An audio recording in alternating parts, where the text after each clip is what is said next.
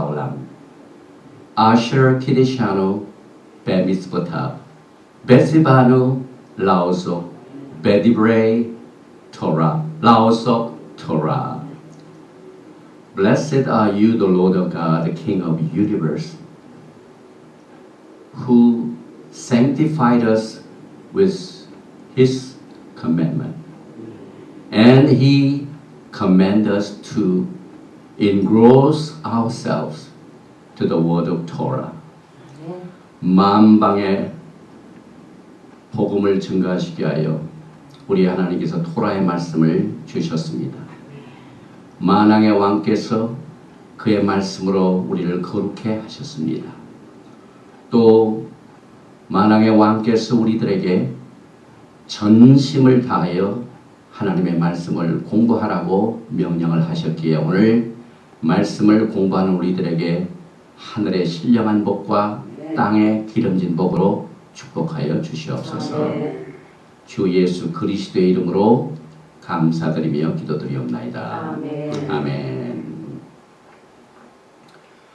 오늘은 히브리 관점에서 본 종말론 16번째 강의로 주의 날 소망의 문이라는 제목을 가지고 오늘 말씀을 공부합니다. The Day of the Lord, a Door of Hope.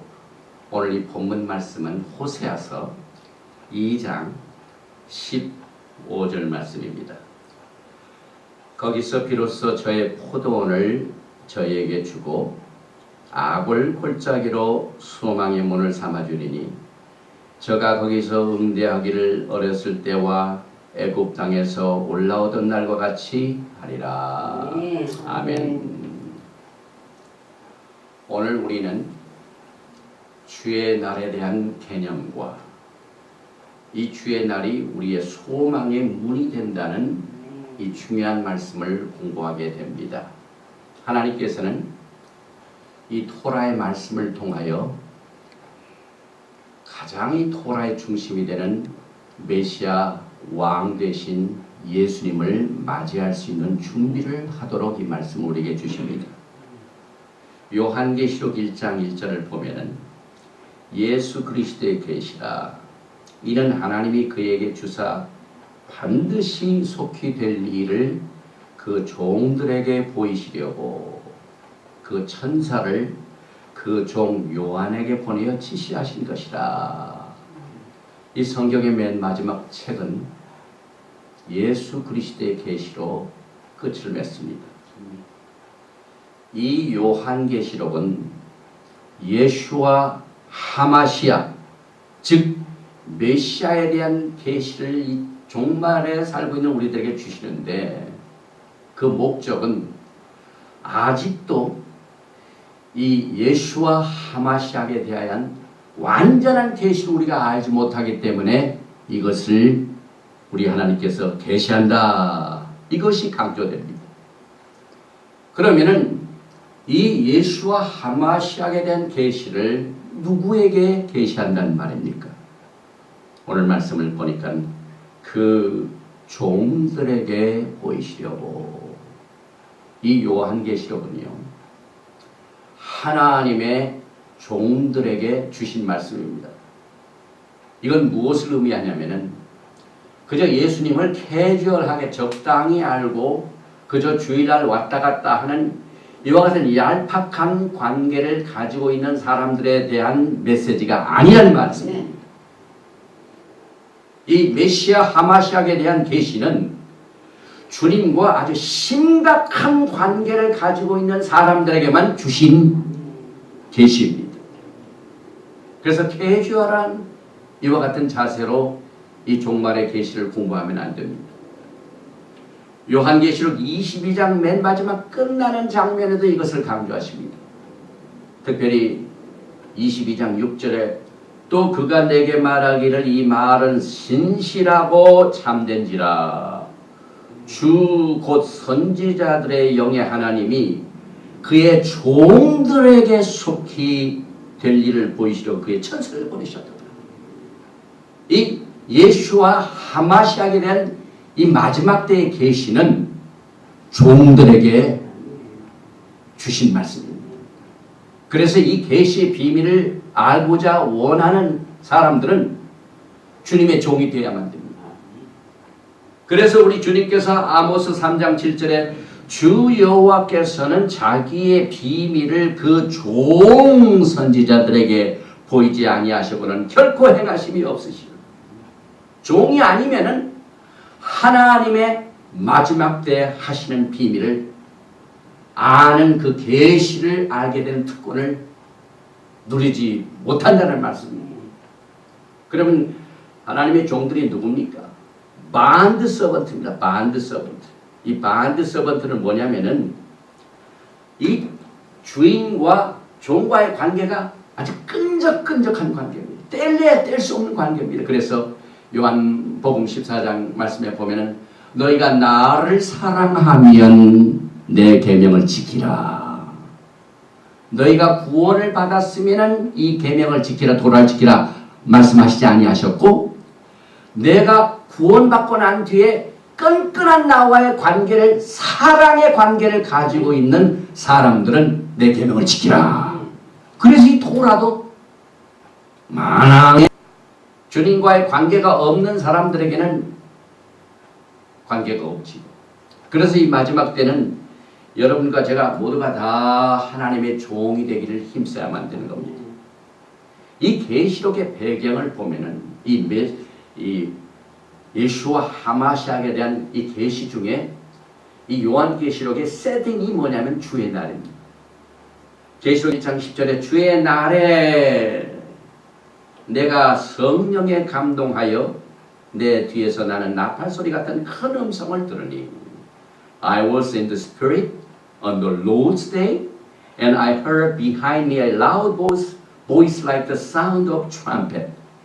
이 요한이 반모섬에서 정말 주님의 그 나팔소리 같은 큰 음성을 듣는 날은 다름 아닌 주의 날입니다. 그래서 요한계시록의 세팅입니다. 요한이 예수와 하마시아의 계시를 보게 된 날이 주의 날입니다. 그래서 우리는 흔히 이 주의 날은 주님의 날이다 라고 캐주얼하게 생각하지만, 이제 우리가 이것 때문에 오늘 우리 공부하는 말씀의 주제가 주의 날, the Lord, day of the Lord, 그 다음에 소망의 문, the door of the hope. 이 주의 날은 소망의 문이 되는데, 이 주의 날에 대한 세팅을 배경으로 마지막 때 여러분과 저에게 이 예수와 하마시아에 대한 계시를 주시는 이 주의 날의 배경을 우리가 공부합니다. 이 주의 날은 앞으로 될 일입니다. 그래서 요한은 앞으로 될 일 중에 이 주의 날은 그냥 육신의 몸을 가지고는 볼 수가 없기 때문에 하나님께서 성령으로 감동시키십니다.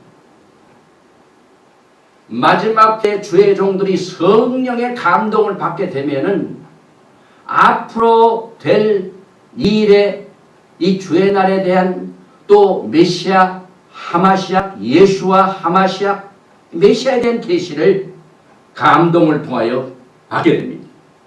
그러면 언제 이 계시를 받는가?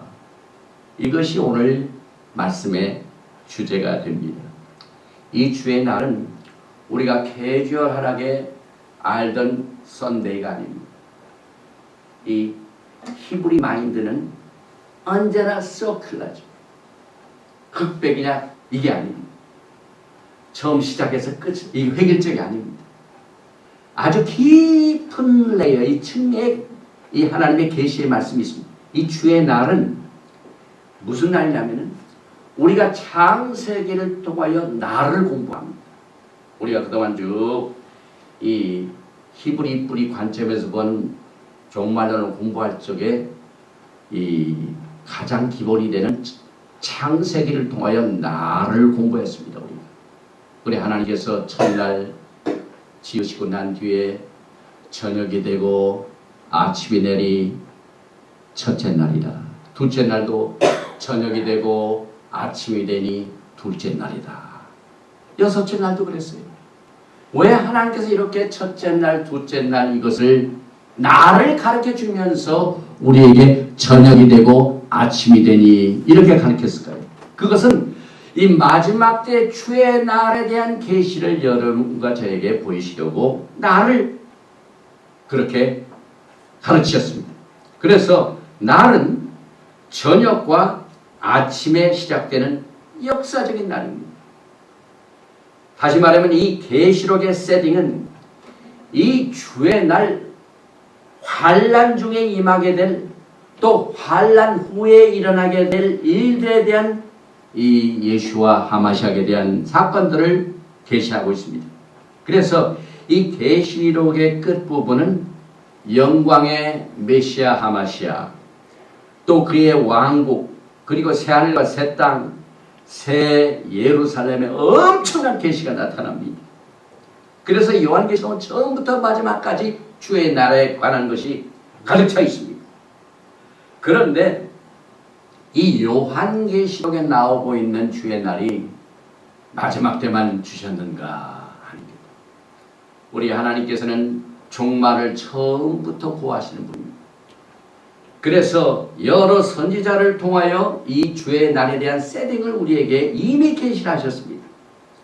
요엘서 1장 15절 말씀을 보면은 오라 그날이여 여호와의 날이 가까웠나니 곧 멸망같이 전능자에게로서 이르리로다. 오라 그날이여. 그날이 바로 주의 날입니다. 또 요엘서 2장 1절에 보면 시온에서 나팔을 불며 나의 성산에서 호각을 불어 이 땅 거민으로 다 떨게 할지니 이는 여호와의 날이 이르게 됨이라. 이제 임박하였습니다. 여기서 똑같은 주의 날 The day of the Lord 여호와의 날 요한계시록에 요한이 밤모섬에서 하나님의 음성을 듣고 계시를 본 바로 그 똑같은 날입니다. 여호와의 날입니다. 그러면 여호와의 날은 어떤 날입니까? 요엘서 2장 2절은 곧 어둡고 캄캄한 날이요 빽빽한 구름이 낀 날이라 새벽빛이 산 꼭대기에 덮인 것 같으니 이는 많고 강한 백성이 이르렀습니다. 이 같은 것이 자고 이래로 없었고 이후 세세 없으리라. 이 주의 날에 대한 상세한 모습을 하나님께서는 처음부터 예수님께서 앞으로 오시게 될 몇천 년 전에 벌써 이 계시를 우리에게 주셨습니다. 그래서 이 주의 날은 어둡고 캄캄한 날이요 빽빽한 구름이 낀 날입니다. 이것은 환난의 때입니다. 그러므로 The day of the Lord 주의 날은 이렇게 어둡고 캄캄한 환난으로 시작이 됩니다. 그래서 이 요엘서는 하나님께서 오래전에 벌써 토라를 통하여 여러분과 제가 맞이하게 될 마지막 세대를 타겟으로 이 계시를 주셨습니다. 또 하나님의 선지자 중에 하나님의 종들에게 보이신 주의 날 중에 오바댜 선지자가 있지요. 1장 15절에 여호와의 만국을 벌할 날이 가까웠나니 너의 행한 대로 너도 받을 것인즉 너의 행한 것이 내 머리로 돌아갈 것이라. 이 여호와의 날은요 하나님께서 원수를 갚는 날입니다. 그래서 이 평상시에 자고하고 죄짓고 남을 해치고 오는 사람들은요 주의 날은 발갑지가 않습니다. 그래서 구름이 빽빽한 날입니다. 하나님께서 갚는 날입니다. 그래서 오바댜 선지자의 세팅을 보면은 여호와의 만국을 벌할 날이 주의 날입니다. 또 스바랴 선지자를 보면은 1장 14절과 15절에 여호와의 큰 날이 가깝도다 가깝보도 심히 빠르도다 여호와의 날의 소리로다 용사가 거기서 심히 애곡하는도다. 그날은 분노의 날이요 환난과 고통의 날이요 황무와 폐괴의 날이요 캄캄하고 어두운 날이요 구름과 흑암의 날이요. 이 스바랴 선지자는요 큰 날이라고 그랬습니다. 여호와께서 분노하시는 날이라고 그랬습니다. 환난과 고통의 날이라고 그랬습니다. 또 이 스가랴 선지자를 14장 1절에서 이렇게 주의 날을 설명하고 있습니다. 여호와의 날이 이르리라. 이것은 주의 날이 이르리라. 그날에 내 재물이 약탈되어 너희 중에서 나누이리라. 내가 열국을 모아 예루살렘과 싸우게 하리니 성읍이 함락되며 가옥이 약탈되며 부녀가 욕을 보며 성읍 백성이 절반이나 사로잡혀 가려니와 남은 백성은 성읍에서 끊쳐지지 아니하리라. 이 스가랴 선지자 종을 통해서 하나님께서 보이신 예수와 하마시아 이 주의 날에 대한 계시는요, 가옥이 약탈되고 성읍이 함락되고 백성들이 사로잡혀가는 아름답지 못한다는 겁니다. 이날 무슨 일이 발생되는가를 이 스가랴서 14장 3절에는 그때에 여호와께서 나아가사 그 열국을 치시되 이왕 전쟁 날에 싸운 것 같이 하시리라. 우리 메시아 하마시아 예수와 하마시아께서 전쟁을 하신다. 누구하고 싸우실까요? 열국하고 싸우는 날입니다.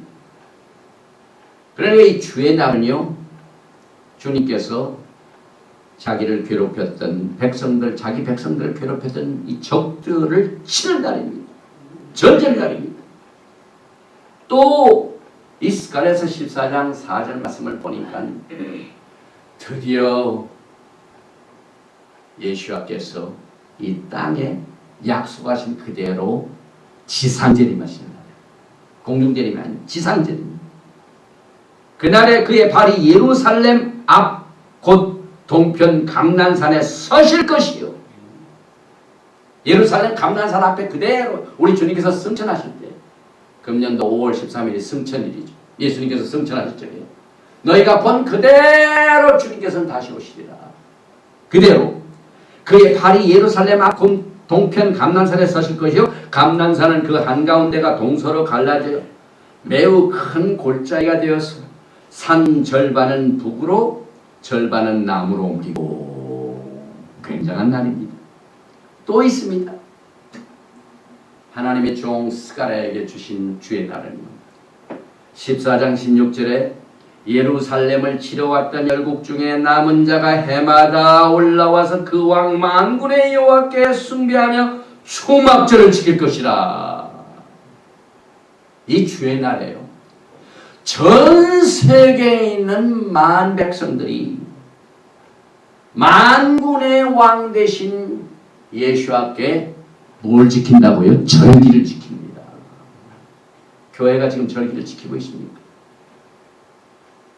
예수와께서 주의 날에 그 모든 전 세계에 있는 백성들이 절기를 지키는 그날이 주의 날입니다.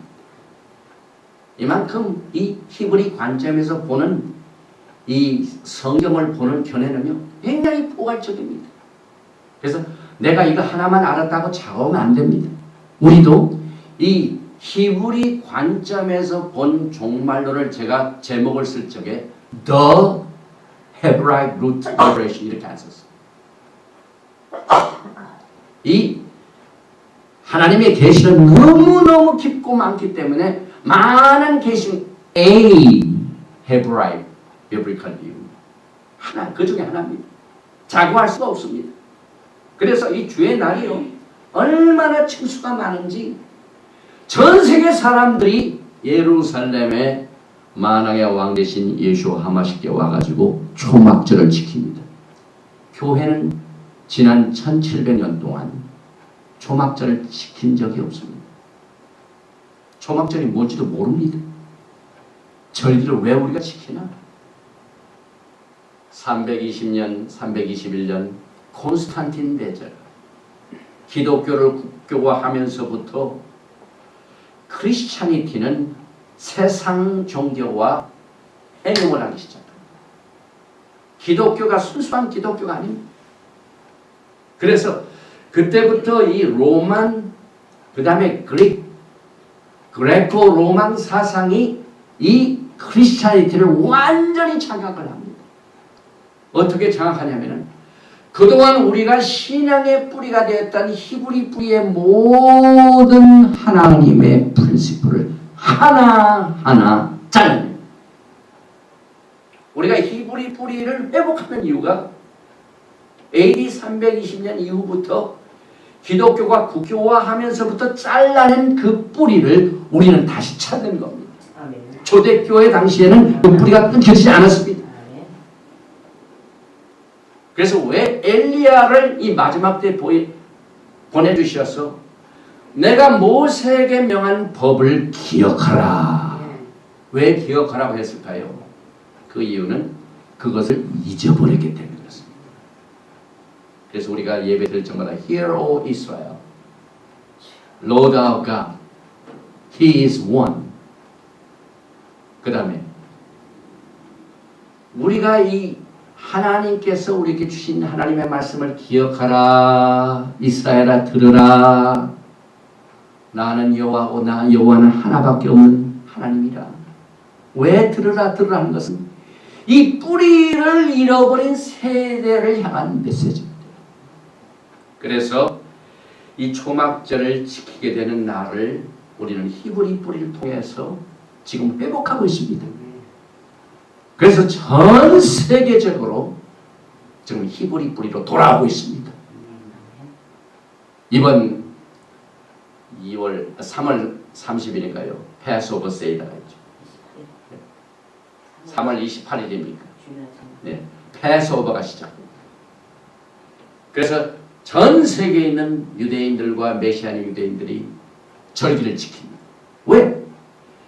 레위기 23장에 주신 이 절기는요, 이스라엘의 절기도 아니요, 유대인들의 절기도 아니요, 여호와의 절기다.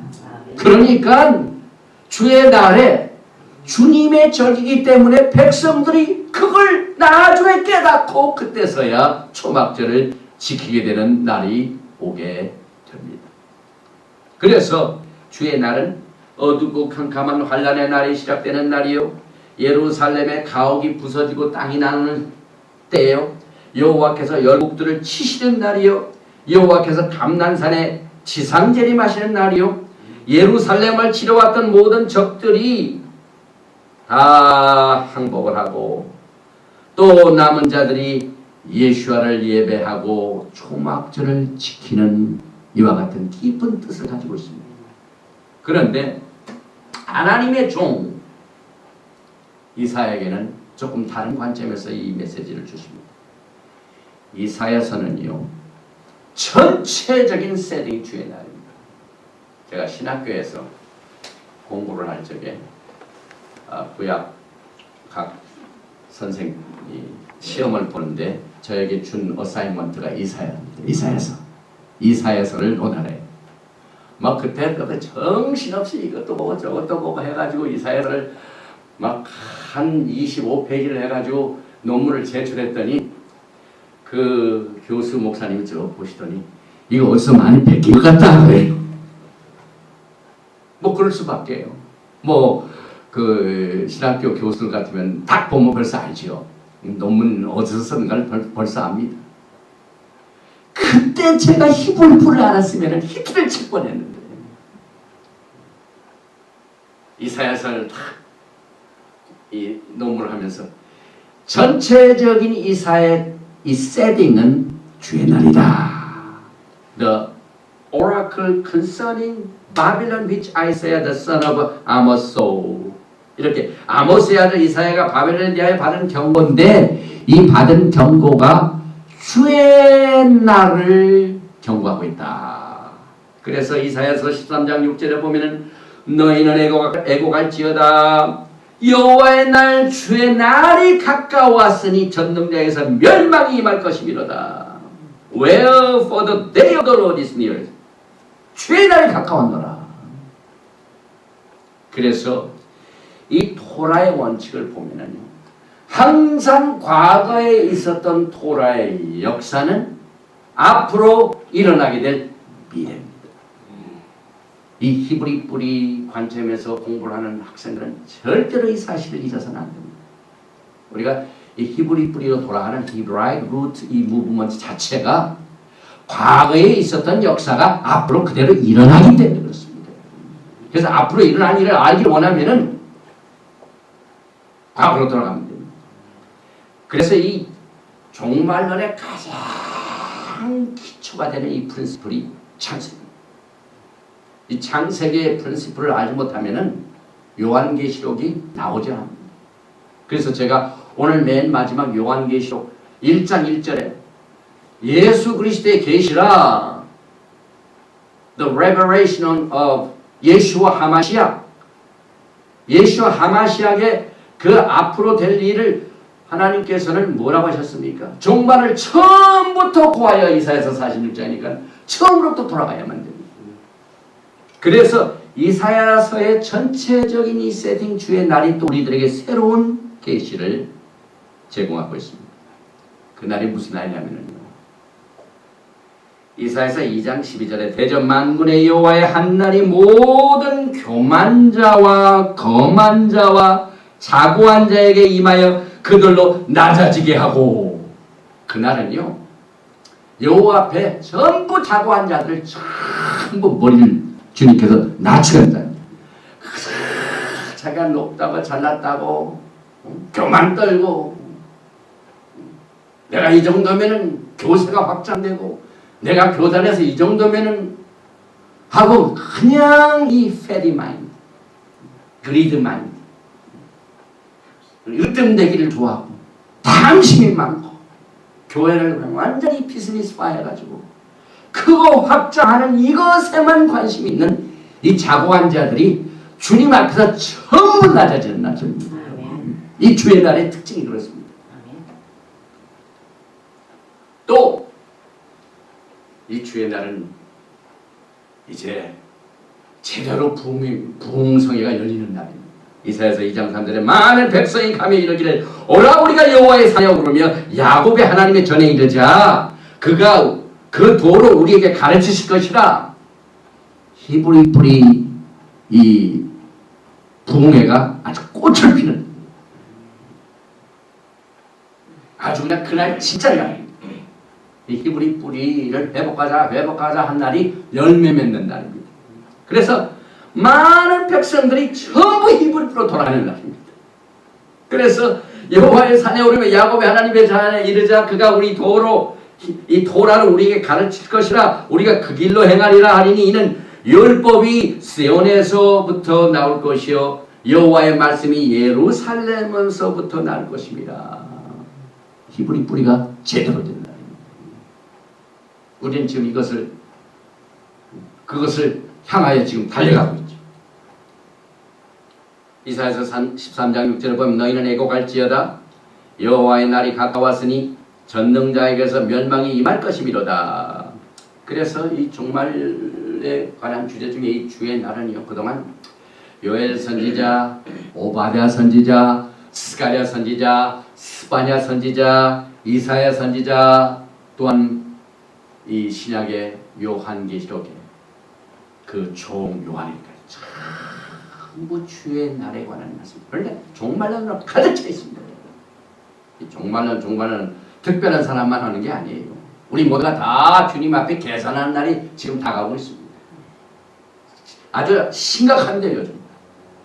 그래서 예레미야서 30장 7절에는 슬프다 그날이여 비할 데 없이 크니 이는 야곱의 환난의 때가 됨이로다마는 그가 이에서 구하여 내음을 이루리라. 이것이 주의 날 소망입니다. 엄청난 막 구름이 빽빽하고 어둠이 꽉 들어차고 그냥 이 세상이 정말 슬픈 날입니다. 자고한 자들이 심판받고 낮아지고 깨어지고 열국의 백성들이 절기를 지키고 히브리 뿌리를 제대로 돌아가는 날입니다. 그래서 그가 이에서 구하여 냄을 얻으리로다. 소망의 문이죠. 그날이여 그날은 주의 날입니다. 야곱의 환난의 때입니다. 그런데 그날은 피할 데 없이 큽니다. 어디서 비교할 수가 없어. 그래서 구원이 필요합니다. 하나님이 정말 긍휼이 많으시죠. 그러면 이 주의 날을 우리가 어떻게 어떤 것으로 설명할 수가 있고 소망의 문인 위로를 받을 수가 있습니까? 과거에 하나님께서는 옛날 일들을 다 이미 보여주심으로 우리에게 긍휼을 베풀어 주십니다. 과거에 바벨론이, 아수르가, 메데파사가, 그리스가, 로마가 이스라엘을 공격할 때 하나님께서 어떻게 하셨는가 하는 이것을 통하여 이것을 하나의 청사진으로 그림자로 보여주셨습니다. 이스라엘의 12지파가 하나로 모아져서 집단적으로 예루살렘으로 아직 돌아오지 않았습니다. 1948년에 이스라엘이 독립을 하여 국가가 세워졌지만은 전 세계에 흩어져 있는 12지파들이 하나로 모아져서 통일된 일은 아직 이루어지지 않았습니다. 그 이유는 메시아 하마시아, 예수와 하마시아, 메시아죠. 메시아의 자격이 뭡니까? 우리가 지난주에 배웠죠. 성경의 토라를 통하여 누가 메시아인가? 메시아는 이스라엘의 12지파를 흩어진 12지파를 다 하나로 모아 다윗의 무너진 장막을 회복하는 자가 메시아입니다. 교회는 이것을 잘 이해해야 돼요. 우리가 이왕 원 감람나무에 접붙임했기 때문에 그 뿌리의 원액이 무엇인가를 우리가 알아야 돼요. 어떤 사람이 메시아인가? 그래서 히브리 뿌리를 보면은요. 그래서 요한복음에 나오고 있는 선한 목자, 목숨을 버리는 목자, 양치는 목자가 그 양을 한 마리를 얻기 위하여 여기에 있지 아니한 다른 우리 있는 양들 내가 그들을 인도하여 들 터인데 내가 그들을 위하여 목숨을 버리노라. 흩어져 있는 양떼들을 모아서 통일시켜 하나로 회복되는 그 사역의 주인공이 메시아입니다. 그래서 결국 우리는 이 히브리 뿌리를 통하여 누가 메시아인가를 금방 알 수가 있습니다. 그분은 바로 우리가 사랑하는 신랑 되신 예수 그리스도십니다. 그래서 이스라엘이 아직 통일이 안 됐지만은 과거에 애굽에서 하나님께서 그 백성들을 탈출시켜서 기적을 베풀어 주신 그 과거에 있었던 역사를 통해 앞으로 그대로 그 일을 행하십니다. 그때 당시에 무슨 일이 있었습니까? 그 세상을 상징하는 애굽 안에 있는 이스라엘 백성들을 못 가게 하는 못된 왕이 있었죠. 바로왕이 꽉 잡고 그 백성을 보낼 수가 없다. 모세가 우리는 애국을 떠나서 야훼 하나님을 섬기겠노라. 우리가 거기 가서 제사를 드려야 되겠노라 했더니 NO! 아주 끈질기게 이스라엘 백성들이 애국을 탈출하는 것을 방해한 바로왕이 있었습니다. 그게 이제 마지막 때의 적그리스도인데 적그리스도가 그렇게 합니다. 그래서 그걸 어떻게 하나님께서 처리하셨습니까? 거기에다 재앙을 부어주셨죠. 그러니까 뭐 바로왕이 손듭니다. 이 마지막 때 이 적그리스도가요 하나님의 백성들을 꽉 잡고 괴롭히지만 뭘로 해결하십니까? 재앙을 통하여 해결하신다. 그게 주의 날입니다. 이번 주 토라 포션, 유대인들이 성경을 토라 공부하는 이 토라 성경 제목이 뭐냐면 미스파팅 율례입니다. 출애굽기 21장에서 24장까지의 내용입니다. 하나님께서 개인에게 주신 이 권리 보장을 주는 최초의 법입니다. 최초의 법을 어떻게 주셨습니까? 하나님께서. 하여튼 하나님께서 인간들에게 그 권리를 보장해주는 첫 번째 율례가 뭡니까? 첫 번째 토라가 뭡니까? 출애굽기 21장 1절에 보니까 내가 백성 앞에 세울 율례는 이러하니라. 율례가 미슈파팀입니다. 백성들에게 주는 율례인데 그 백성들 중에서 가장 권익을 받아야 할 사람이 누구냐면은 우리가 생각하는 데는 높은 사람들, 정치인들, 부자들, 권력 있는 사람들, 그렇죠?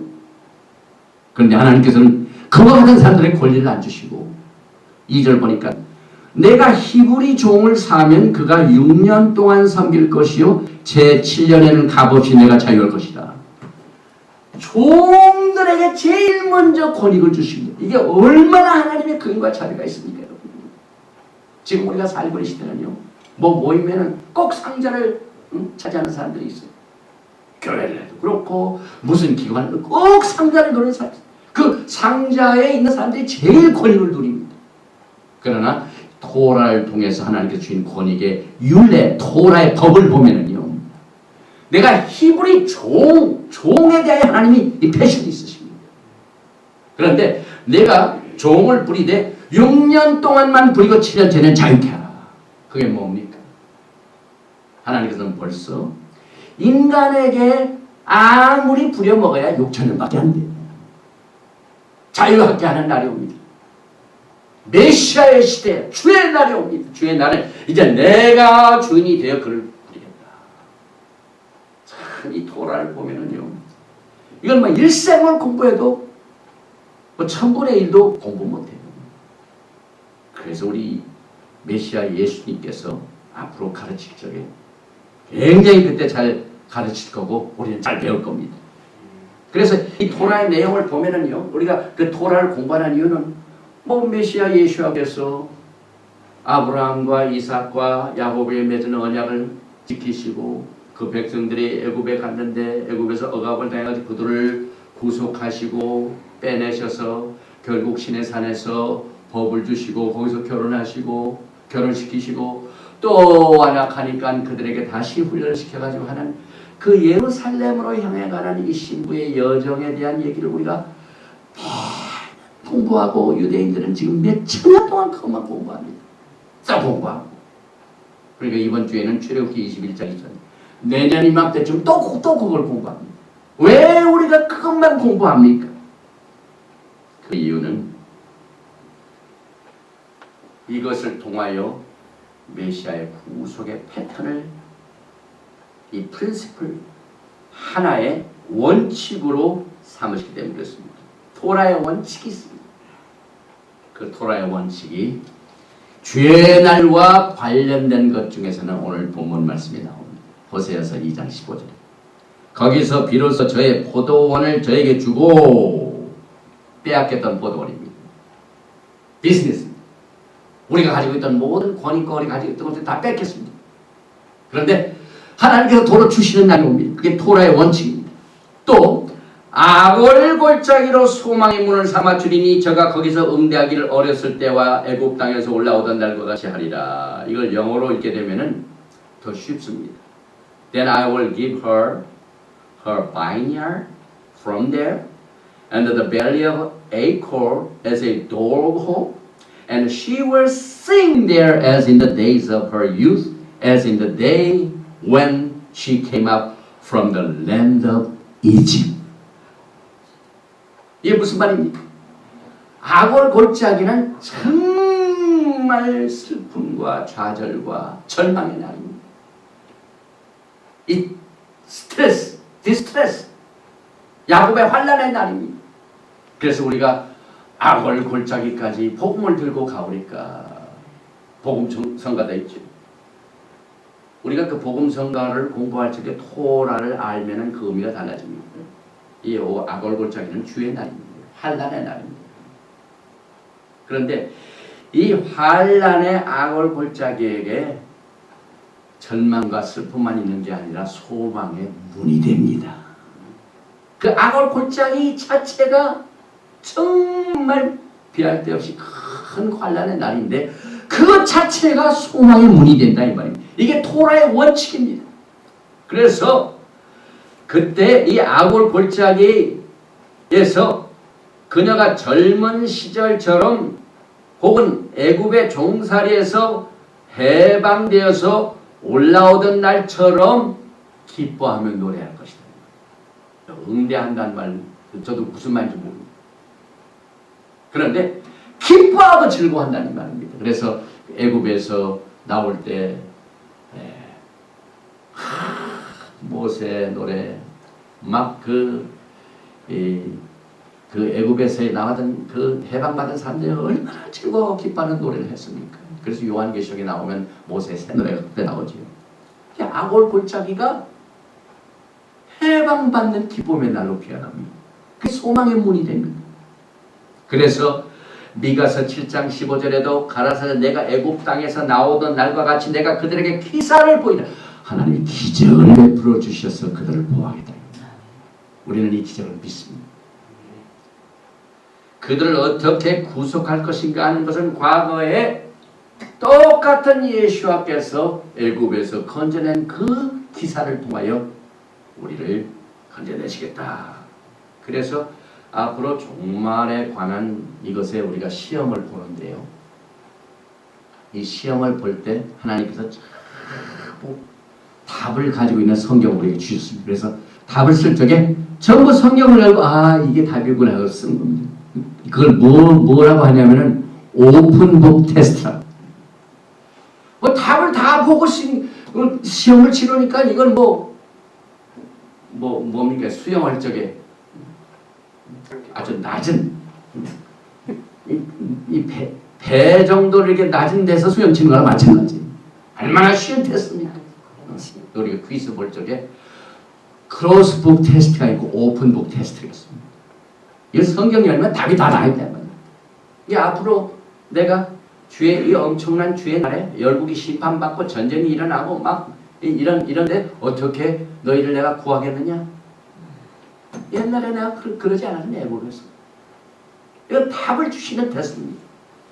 그래서 우리가 히브리 불이 관점에서 답을 얻기 때문에 히브리 불이 회복 운동을 벌리고 지금 내일 모레 이 세미나를 여는 겁니다. 우리가 히브리 불을 통해서 공부를 잘해놓으면요, 막 기쁨과 소망이 생깁니다. 두려움이 없습니다. 결과 평강이 넘칩니다.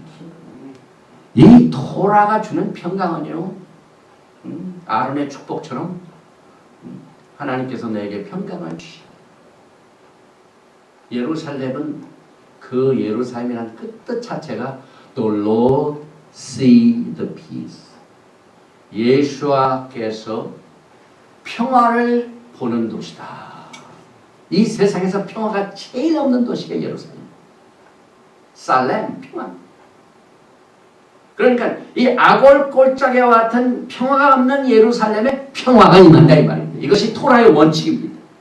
그래서 우리가 이 히브리 뿌리 관점에서 이 종말을 공부하게 되면요, 정말 우리 신랑이 어떤 분인가 하는 메시아를 공부하게 됩니다.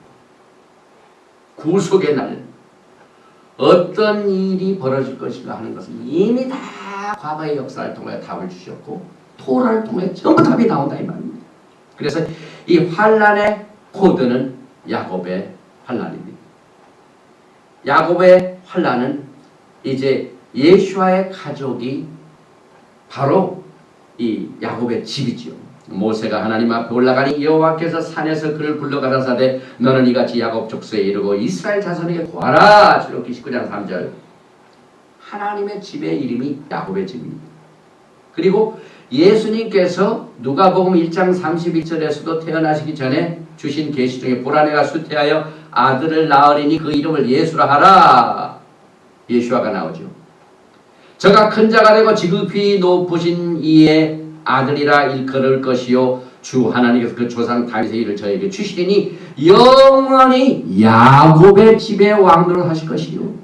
환란은 주의 날은 야곱의 환란인데 주님께서 평강의 왕으로 영원한 평강의 왕으로 나라를 다스리는 그 집 이름이 야곱의 집입니다. 그러니까 주의 날이 소망의 문이 됩니다. 아골 골짜기 같은 이 야곱의 환란이 야곱의 집에 평강이 임하는 비결이 된다 이 말입니다. 그래서 예수와에 속한 가족이 그날 영광을 받게 됩니다. 예수와께서 따로 시간을 정하셔서 그들을 구원하셔가지고 만방에 이거 봐라 내 신부들이 이렇게 아름답다. 자 봐라 내 신부가 어떤 사람인가 하고 만방에 신랑 예수아가 신부를 자랑하면서 영광을 나타내신다는 거 바로 주의 날인데요. 지금 세상은 그걸 모릅니다. 주의 날에 그것이 나타납니다. 그래서 요한계시록에 예수 그리스도의 계시라, the revelation of 예수와 하마시아. 그때까지는 예수와 하마시아에 대한 계시가 다 안 끝났다는 얘기입니다. 그러나 이렇게 주의 날에 대한 계시를 통해서 이제 깨닫게 된다. 그래서 만방에 여러분과 제가 주님께서 높이시는 날이야 이 말입니다.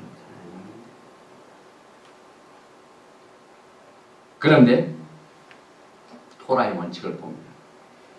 이 신부들이 정말 평강을 얻고 신랑을 만나니까 얼마나 그날이 아름다운 소망의 날인지, 주의 날이 소망의 문으로 통하든지, 그것을 주님께서 막 이렇게 알려줘서 계시를 해야 되겠는데, 내가 이걸 어떤 이 지상에 있는 사건으로 이것을 계시할까 하시다가 하신 내용이 결혼. 신랑과 신부가 만나서 결혼 날이 얼마나 기쁩니까? 그래서 주의 날이 아골 골짜기의 환난의 날이지만은 소망의 문이 되는 이유는 그날 주님과 결혼하는 날이에요. 그래서 이사야서 에레미야서 33장 11절에 10절과 11절에 보면 굉장히 긴데 11절만 제가 딱 닦았습니다. 한국 성경에는 11절 10절을 구분하지 않았습니다. 즐거워하는 소리, 기뻐하는 소리, 신랑의 소리, 신부의 소리와 및 만군의 여호와께서 감사하라. 여호와는 선하시니 그 인자하심이 영원하다 하는 소리와 여호와의 집에 감사제를 드린 자들의 소리가 다시 들리리니 이는 내가 이 땅에 보러 돌아와서 처음과 같게 되게 할 것입니다. 여호와의 말이니라. 신난 날입니다.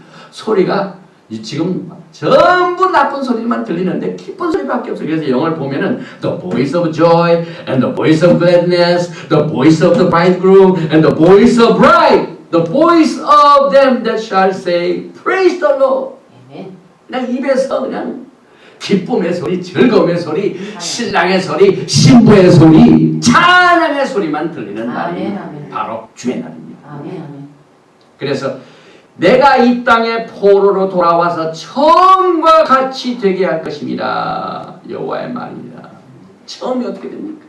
과거에 하나님께서 예수와의 모형으로 다윗 왕국을 만듭니다. 12지파가 통일돼 가지고 다윗이 왕으로 사는 그것을 과거의 역사를 미래의 예언으로 주셔가지고 전 세계에 흩어져 있는 내 신부들이 다 하나로 돼가지고 내가 그들과 결혼하고 같이 살게 되는 이날 결혼식을 하는데 들려오는 소리를 보니까 기쁨의 소리, 즐거움의 소리, 신랑 소리, 신부 소리, 이것이 아주 포로로 돌아온 날이에요. 이래서 이스라엘을 흩으신 자가 다시 모아진 이것이 예수와의 사명이요, 그 사역의 주인공이 예수라는 것을 다시 한번 우리는 토라를 통하여 깨닫게 됩니다. 그래서 에레미야서 31장 10절에 열방이여 너희는 나 여호와의 말을 듣고 먼 섬에 전파해 이르기를 이스라엘을 흩으신 자가 그를 모으시고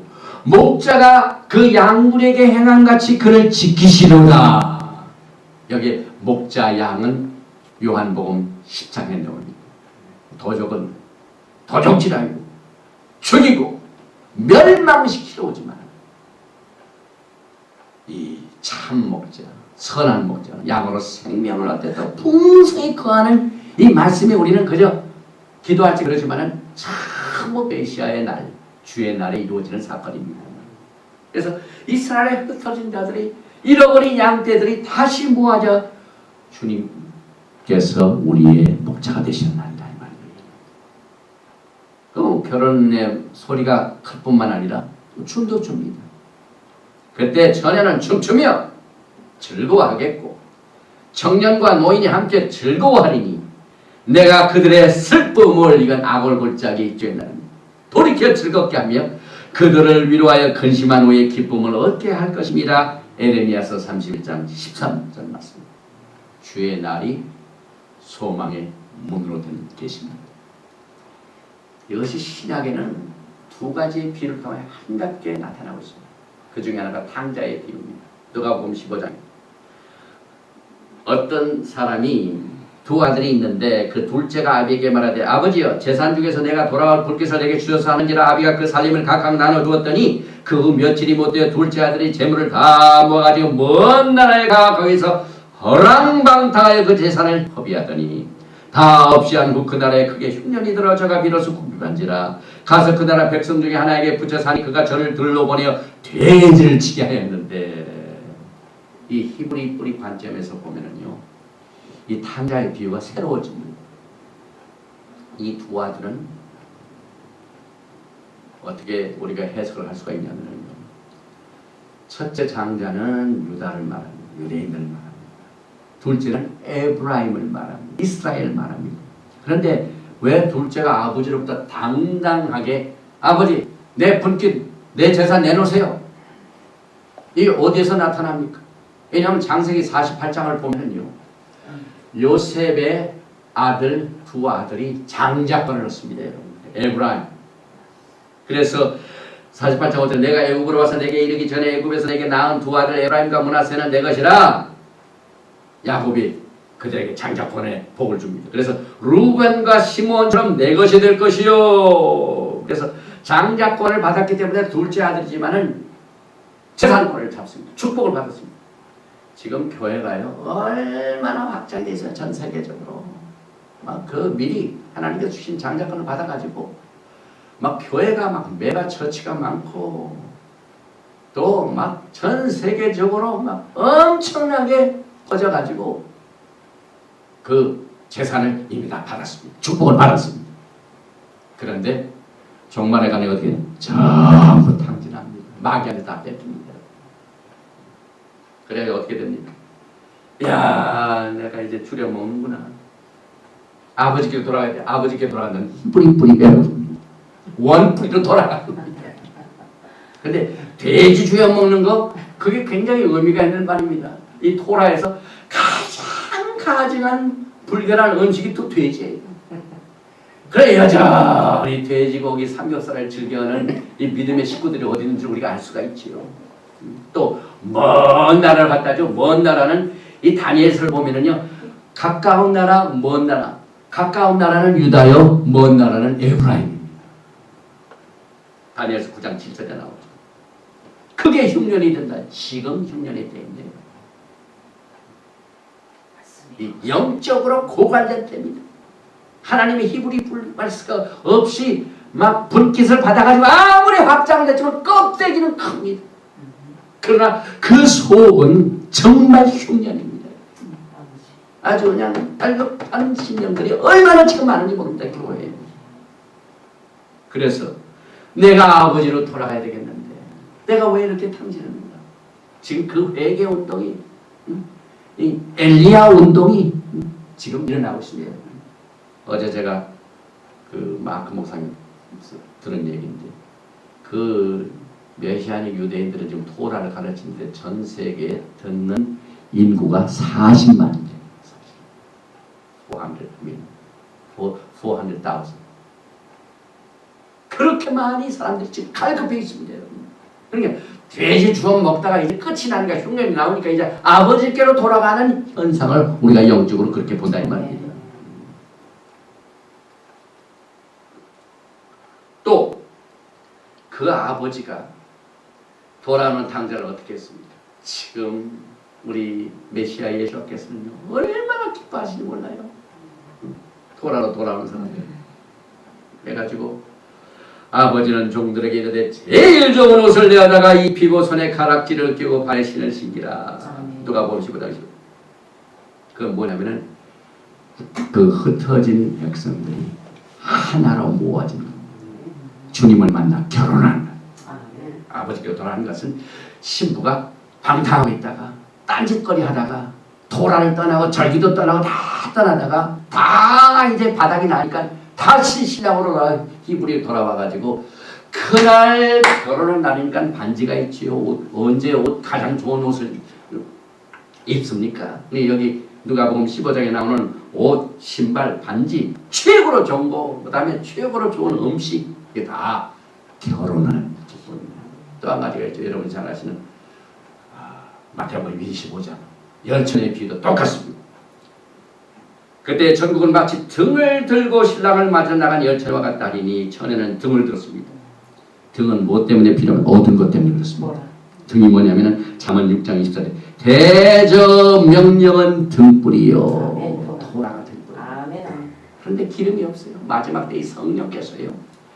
토라를 깨닫게 하는 이 마지막 엘리야의 운동을 통하여 성령의 기름을 주셨는데 그 성령의 기름이 토라를 깨닫게 하는 목적 때문에 주셨습니다. 그런데 다섯은 그것을 깨달았습니다. 이게 다섯 처녀는 창세기, 출애굽기, 레위기, 민수기, 신명 토라의 비밀을 안 사람. 그러나 다섯 미련한 처녀는 이것을 모릅니다. 그런데 신랑이 오시는데 언제 오시냐면은 밤중에 오십니다.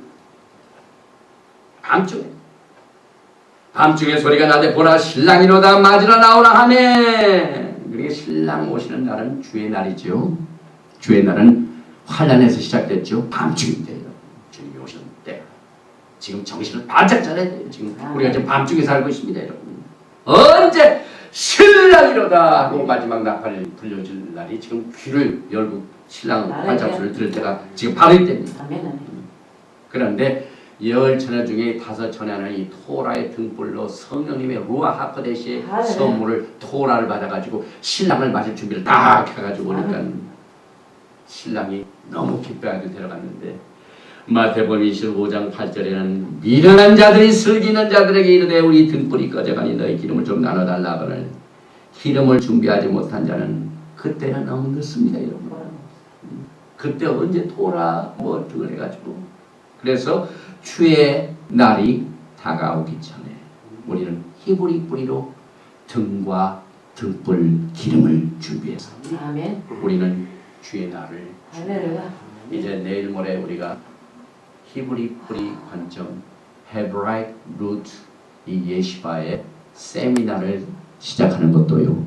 지금 아직은 신랑이로다 소리가 아직 안 들렸기 때문에 아직 기회가 있습니다. 아멘. 그러나 신랑이로다 하는 그 소리가 들리면은 우리는 하고 싶어도 히브리 뿌리 세미나를 할 수가 없어요. 그러니까 그 미련한 처녀들이 가가지고 기름을 좀 달라. No way. 그때 무슨 세미나가 필요합니까? Too late. 신랑 만나가지고 결혼하기 바쁜데 그래서 좀 달라 하니 아니야 나 없어. 그때는 뭐 냉정하다고 하지만 할 수가 없어요. 그래서 우리는 이사야서 선지자의 말씀을 오늘 말씀을 정리합니다. 일어나라 빛을 발하라 이는 내 빛이 이르렀고 이게 신부들에게 줄 말씀입니다. 여호와의 영광이 내 신부들 위에 임하였으리라. 주의 날이 아골골짜기 같지만 소망이에요. 그래서 이사야서 60장 2절에 보라 어둠이 땅을 덮을 것이며 이 주의 날이죠. 막 환란으로 시작되니까 캄캄함이 만민을 가리우려냐 빽빽한 구름이 있는 것 같죠. 아골골짜기 같죠. 그러나 오직 여호와께서 내 위에 임하실 것이며 그 영광이 내 위에 임하니 신부들을 하나님은 막 영광으로 높이는 날인데 우리가 이사야서 60장에 빛을 발하라 자꾸 그러지만은요 히브리 뿌리를 통해서 보면은요 종말론의 메시지입니다. 여러분. 그 토라로 준비했던 처녀들이 주님께서 높이는 날입니다. 어둠이 땅을 덮이는 그때 영광을 받게 되는 날이 오게 됩니다. 그래서 나는 시온의 공의가 빛같이 예루살렘의 구원의 횃불같이 구원의 횃불이라는 것은 여기서 lamp of salvation 그 열 처녀가 가지고 있던 등 우리 한글 성경은 횃불이라고 했지만 영어 성경은요 램프 이 마태복음 25장에 나오는 등불하고 똑같은 얘기입니다. 거기에 영광이 임하니까 막 빛이 비칩니다. 횃불같이 나타나도록 시온을 위하여 잠잠하지 아니하며 예루살렘을 위하여 내가 쉬지 아니할 것인지. 이제 기름을 준비한 슬기로운 다섯 처녀들이 거기서 영광을 받게 되는 것입니다. 그래서 우리 주님께서는 여러분과 저에게 마지막 때 사명을 주셨습니다. 파수꾼에서 이걸 외친 이사야서 62장 5절에 그때 마치 청년이 처녀와 결혼함같이 내 아들들이 너를 취하겠고 신랑이 신부를 기뻐함같이 내 하나님이 너를 기뻐하시리라. 예루살렘이여 내가 너의 성벽 위에 파수꾼을 세우고 그들로 종일 주야에 잠잠치 않게 하였으니라. 너희 여호와로 기억하시게 하는 자들이 너희는 쉬지 말며. 여러분과 저는 주님 오시는 그날까지, 신랑이 오시는 그날까지 잠잠하면 안 됩니다. 파수꾼이 외치면 됩니다. 그래서 에브라임 산 위에서 파수꾼이 외치는 날이 이를 것이라. 이르기를 너희는 일어나라. 우리가 시온에 올라가서 우리 하나님 여호와께로 나아가자 하니라. 에레미야서 31장 6절로 오늘 말씀을 마칩니다. 예수와 하마시아 샬롬.